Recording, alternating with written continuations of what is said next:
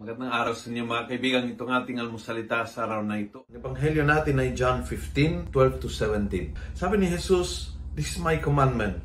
Love one another as I has loved you.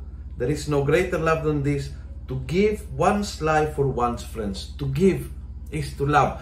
Yun ang malinaw sa pagtuturo ng Panginoon, no? Yung pagbibigay, yan ang palatandaan ng pagmamahal. Kaya sabi niya, pinakamagandang pagmamahal ay pagmamahal niya sa atin. Kasi binigay niya, binuhos niya ang sariling buhay para sa atin.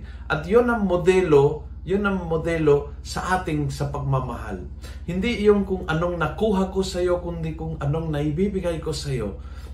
Paano kitang kamahal? Well, gaano ka-importante ka sa akin? So binibigay ko ang aking panahon, ang aking attention, binibigay ko sa iyo ang aking mga talento, sinishare ko sa iyo ang aking buhay, ang aking mga plano, ang aking mga pangarap, sa aking mga dreams, kasama ka doon.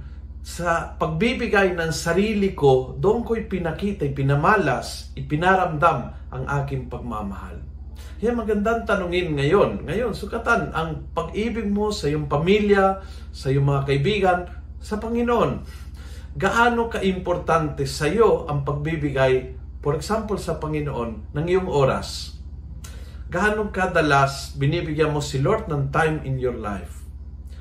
Gaano kadalas binibigay ang iyong pamilya ng iyong attention? Gaano ka-importante sa pagbibigay ng sarili mo sa mga plano mo, mga pangarap mo sa buhay? It's about getting a more comfortable life, or it's about giving your life away.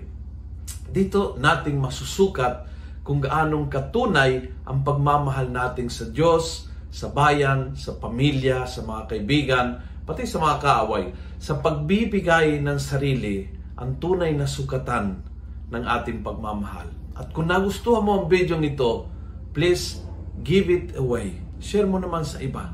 Punuin natin ang good news sa social media. Gawin natin viral araw-araw ang salita ng Diyos. God bless.